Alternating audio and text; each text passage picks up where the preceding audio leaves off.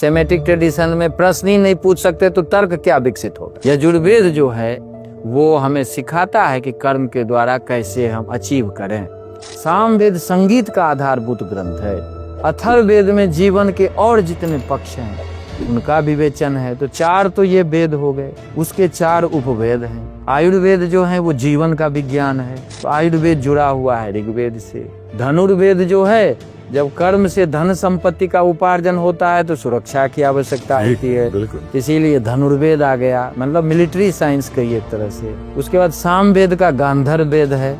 अभी भी गांधर्व विद्यालय अपने यहाँ सब जगह है जिसमें संगीत की शिक्षा दी जाती है। और अथर्ववेद का है अर्थशास्त्र, वास्तुशास्त्र। तो ये 4-8 विद्या है। उसके बाद 6 वेदांग है, शिक्षा, कल्प, निरुक्त, व्याकरण, छंद, ज्योतिष। ये एक वेदांग कहलाते हैं और इनके द्वारा आप ज्ञान को समझ सकते हैं, वेद को समझ सकते हैं और समझ के उसको जीवन में अप्लाई कर सकते हैं और उसको प्रोटेक्ट भी कर सकते हैं। ये सारे मेथड और उसके सिस्टम्स डेवलप हुए जिसको हम वेदांग कहते हैं। तो ये 6 अलग विद्या है, ज्ञान की विद्या है। 4-4-8 अच्छे 14 हो गए और 4 विद्या और है जिसमें धर्मशास्त्र है, जिसमें ज्यूरिस्प्रूडेंस की मैंने बात की, धर्म जो लॉ की बात की। मीमांसा है जिसमें हम वाक्यार्थ विश्लेषण करते हैं, टेक्स्ट का एनालिसिस कैसे करें।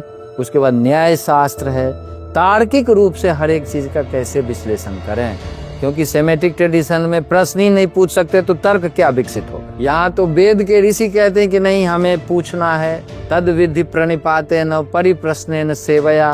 गीता में भगवान कहते हैं कि गुरु की सेवा करनी चाहिए लेकिन प्रश्न सहित, उनसे प्रश्न करते हुए सत्य तक पहुंचना चाहिए। और पुराण विद्या है जो सभी लोग क्लासरूम में नहीं आ सकते। अब लोग कहते हैं ना कि ये वेद नहीं पढ़ सकते, वेद तो सब जगह है, कितने लोग पढ़ते हैं। मैं तो कहता हूँ यूनिवर्सिटी प्रोफेसर का सर्वे कीजिए तो आपको 90% से ज्यादा मिलेगा कि देखा भी नहीं है तो पढ़ना तो दूर की बात थी, लेकिन नैरेटिव सेट करने में सबसे आगे है, वेद पढ़ने नहीं दे रहे।